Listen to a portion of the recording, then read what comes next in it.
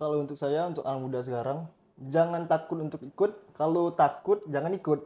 Karena anak-anak TikTok Gimana kayak, tuh? kayak sekarang kayak gitu. Jadi jangan pernah takut untuk mencoba. Halo Sobat Podcast, selamat datang di Repodcast BMFH KBM Unip Kabinet Abinaya Bahayu. Bersama dengan aku Nadia, selaku host podcast pada sore hari ini. Pada kesempatan kali ini kita kedatangan kakak-kakak dari kampus nih. Udah pada nggak sabar lagi kan untuk bertemu langsung nih dan ngobrol langsung bersama dengan kakak-kakak kampus. Kesempatan kali ini kita mengangkat tema berkaitan dengan kreativitas tanpa batas. Udah sangat cocok banget nih dengan narasumber kita hari ini. Oke, sebelum kita ngobrol lebih jauh nih, mungkin kita kenalan dulu nih sama kakak-kakak kampusnya. Mungkin boleh kenalan dari Kak Rindang? Halo semua, perkenalkan nama saya Rina Salendra. Di sini saya sebagai Kepala Bidang Pendidikan dan Latihan atau bisa disebut Diklat dalam organisasi mahasiswa kreativitas musik dan seni. Oke, halo Kak Rindang. Halo. Mungkin dari ini Alvira?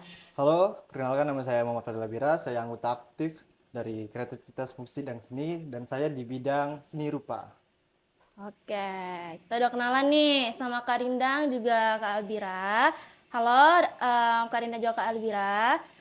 Bagaimana kabarnya di siang hari ini? Sore ya, sore hari ini. Bagaimana kabarnya?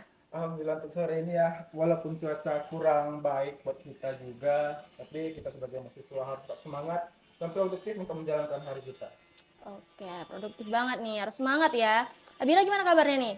Terus semangat dong. Iya, kabarnya habis ujian juga Iya, ya. habis UAS juga Gimana tadi. nih UASnya tadi? Alhamdulillah lancar dan tuntas. Oke, tuntas ya. Oke, kita tadi udah kenalan. Sekarang aku mau suruh kakak-kakak dari kampus ini ngasih tahu nih sejarah singkat dan juga ngasih tahu ke sobat hukum apa sih sebenarnya Ormawa Kampus itu. Mungkin boleh dikasih tahu dari Kak Nindang? Oke, jadi organisasi mahasiswa Kamus atau bisa yang dikenal itu Kreativitas Musik dan Seni. Itu organisasi mahasiswa yang berada langsung di bawah naungan Fakultas Hukum Universitas Bengkulu. Untuk sejarah singkatnya, Kamus itu berdiri pada 1 April 2001, yang mana pada awalnya dahulu itu ada sekumpulan orang-orang yang satu hobi sesama teman mereka.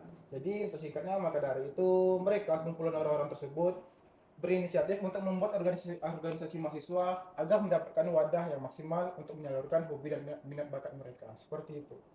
Oke, mungkin ada tambahan dari Abira?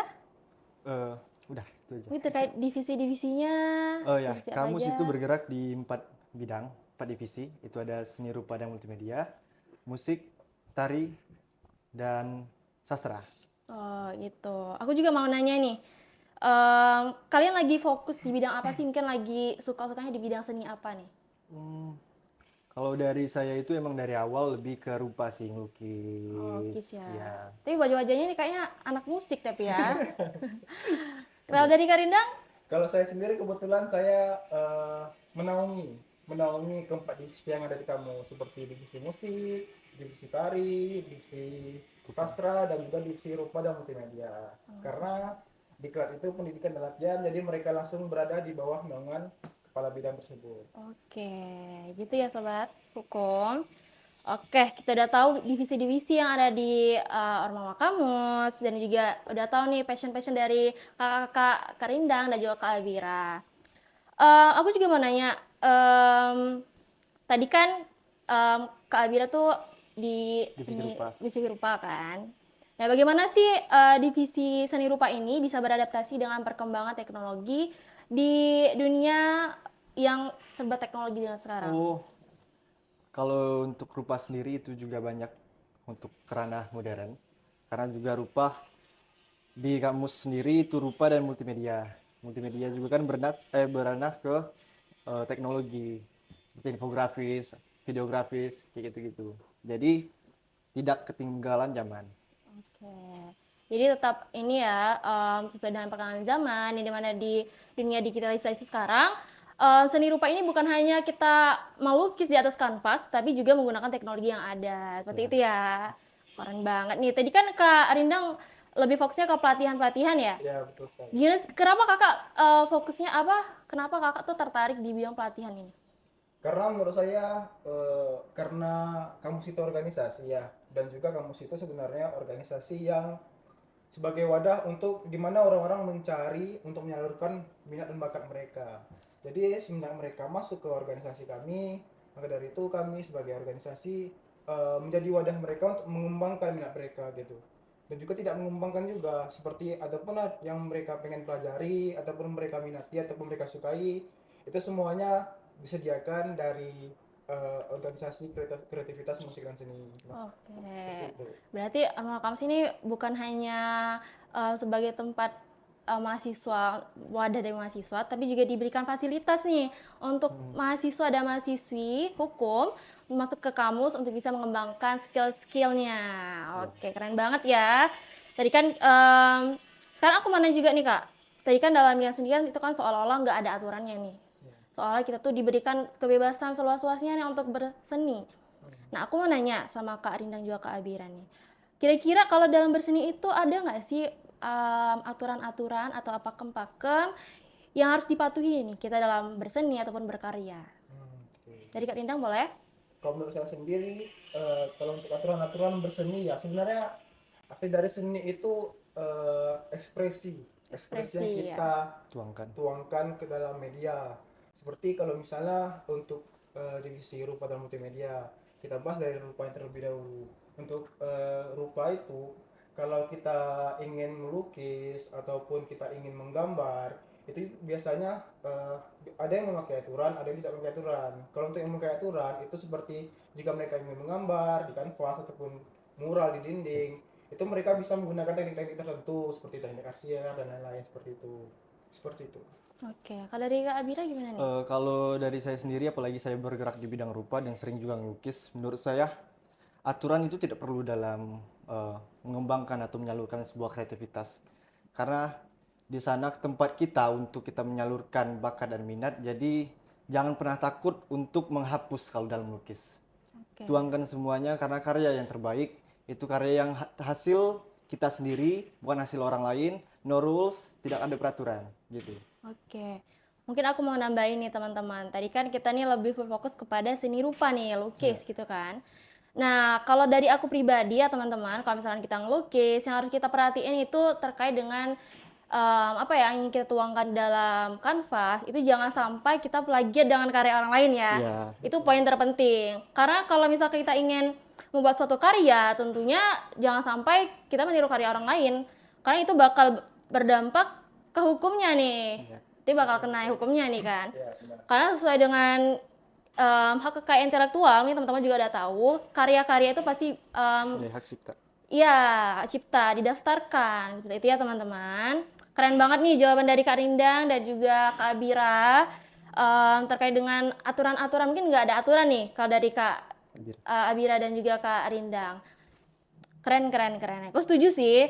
Misalnya kita tarik balik nih Kak. Ya. Tadi kan aku nih lebih ke seni rupa dan pelatihan. Mungkin ada nggak seniman yang lagi disukai nih akhir-akhir ini? Atau penyanyi yang lagi suka didengarin lagunya akhir-akhir ini?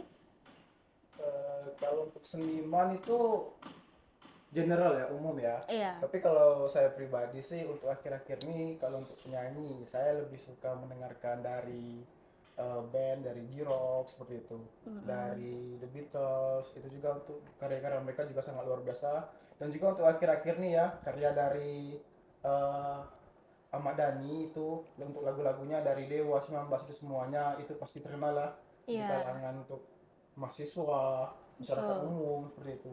Mereka juga sangat bagus lah untuk prepare untuk masalah seniman seperti itu. Kalau untuk lukisan, saya kalau untuk lukisan dari mungkin dari saya SD ataupun SMP ya, saya sangat suka itu lukisan dari Mona Lisa. Marisa. Lukisan Mona Lisa itu ya seperti yang kita ketahui untuk lukisan Mona Lisa sangat terkenal ya di kalangan dunia. Siapa yang tidak tahu lukisan tentang Mona Lisa, dia pasti memiliki arti sendiri untuk Mona Lisa.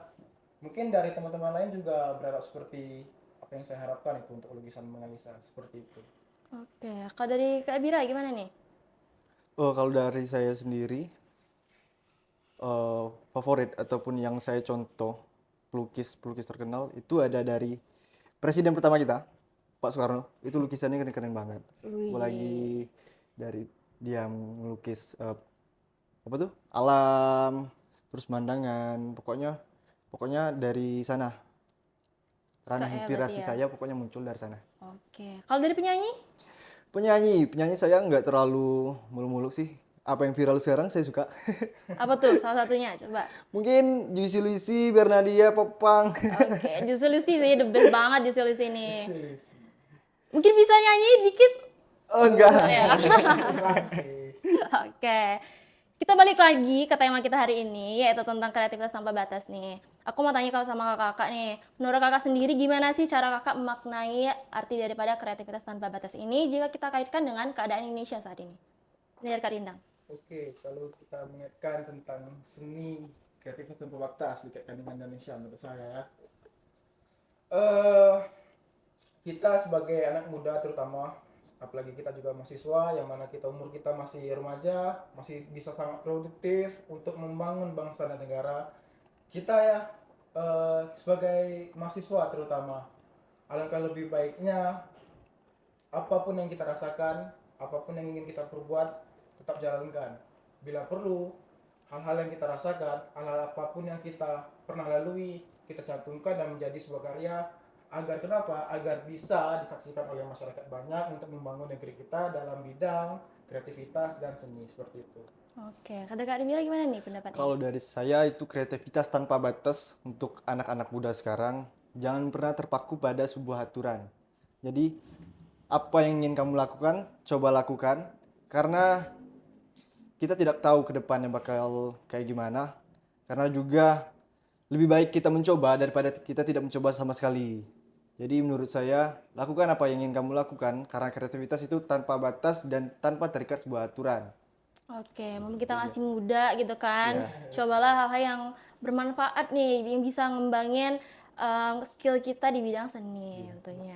Oke, kalau dari aku pribadi sih tentang kreatif tanpa batas ini, teman-teman, sebenarnya ada beberapa kasus yang memang tentang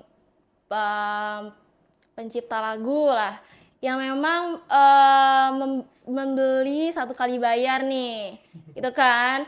Dari penciptanya ini nggak mendapat royalti dari hal itu. Itu sebenarnya sangat disayangkan sih, karena memang itu teman-teman dan kawan kakak sekalian, itu karena kurangnya sosialisasi yang pertama, yang kedua itu kurangnya pemahaman masyarakat terkait dengan hak ini.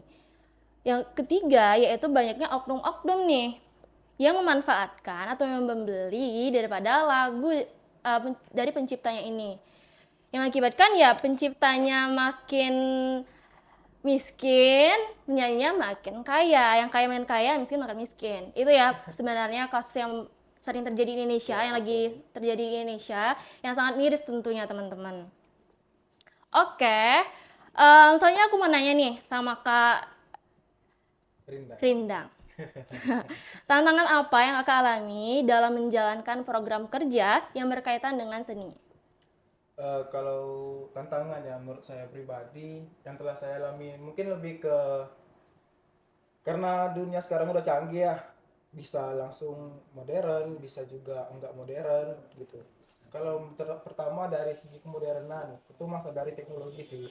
Untuk menggunakan teknologi dalam bidang seni terutama kayak rupa ataupun menggambar itu kan seperti yang kita ketahui membutuhkan alat-alat yang prepare.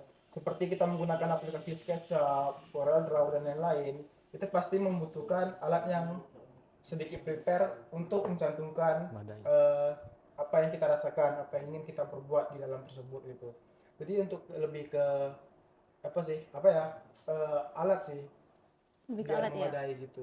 Oke, kalau dari Kak Bira gimana? Tantangan. Iya. Kalau tantangan saya selama saya ngelukis itu lebih ke apa ya? Kayaknya nggak ada tantangan sih. Asik. Karena Ini aja ngelukis ya. itu emang dari kecil saya udah bisa ngelukis. Bukan bisa sih, emang terbiasa ngelukis dari kecil juga. Ini udah hobi ya dari Udah dulu ya. hobi. Jadi kalau untuk tantangan terlebihnya kayaknya nggak ada. Nggak ada tantangan ya. Keren banget nih, nggak ada tantangan nih. Berarti udah passionnya banget nih Iya melukis dong. ya. Oke, dari kakak kampus nih lagi ada ngerjain project gak sih dari waktu dekat ini, dalam waktu dekat ini? Ada kebetulan. Untuk Ada ya? di akhir tahun ini kebetulan Kita ada kartun. iya, kami sedang mengerjakan proyek kartun untuk semua anggota keluarga besar yang terlibat itu bisa bergabung ke acara kami seperti itu. Lebih ke acara internal aja. Oh, bisa dijelasin nih, kegiatannya kayak gimana nih? Untuk kegiatan ya penampilannya sederhana saja sih untuk isi kegiatannya. Ada penampilan bakat, penampilan dari semua angkatan yang ada di kamus seperti itu. Juga ada penampilan dari drama musikal, band, musik dan lain-lain seperti itu. Oke, ada tambahan mungkin? Enggak. Dan Wira nggak ada ya? Oke, kita udah ngobrol banyak nih. Mungkin sebagai penutup juga aku mau nanya nih, ada nggak sih saran yang bisa kalian kasih nih ke sobat hukum yang lagi senang-senangnya nih di bidang seni? Ada nggak saran-sarannya? Ada sih, walaupun nggak banyak. Ini saran saya ya untuk semua masyarakat yang ada di Indonesia, terutama mahasiswa yang masih memiliki tenaga banyak untuk produktif, untuk membangun bangsa dan negara. Selagi kita masih muda, tetap jalani apa yang pengen kita jalani. Kita tetap harus berkarya untuk memajukan kesenian yang ada di Indonesia. Itu saran saya. Oke, kalau dari Wira? Ya, kita anak muda masih sangat produktif seusia kita. Jadi balik lagi apa yang saya bilang tadi. Lakukan apa yang ingin kamu lakukan, karena kalau kita tidak melakukan apa yang ingin kita lakukan, mencoba apa yang ingin kita coba, dampak buruknya itu di masa tua nanti. Nyesalnya nanti itu di masa tua. Masa tua ya? Jadi gitu. Iya. Berkreativitaslah setinggi mungkin, berimajinasilah semaksimal mungkin, dan semoga itu juga menjadi ranah dan peluang kamu mungkin nanti di bidang ataupun pekerjaan yang kamu jalani gitu. Gitu ya. Oke, aku juga mau nanya nih, gimana caranya untuk bisa menarik anggota agar ikut menggemari bidang seni ini? Karena banyak banget kan orang kayak penasaran nih, takut mencoba untuk di bidang seni, takut susah gitu kan. Gimana nih saran-sarannya? Kalau saran saya sih untuk orang-orang yang tertarik, untuk yang ingin mencoba di bidang karya seni ataupun yang lainnya, ya kalian cukup apa ya, mencari aja. Kalian mencari di mana tempat kalian bisa berkembang, tempat kalian bisa belajar. Ya kalau kayak di kamu sendiri kan sudah menyediakan wadahnya sendiri. Jadi ya anak kamu bisa pergi ke organisasi untuk melakukan pengembangan bakat tersebut seperti itu. Oke, kalau Bira gimana nih? Kalau untuk saya, untuk anak muda sekarang, jangan takut untuk ikut. Kalau takut jangan ikut. Karena anak-anak Gimana TikTok tuh? kayak sekarang kayak gitu.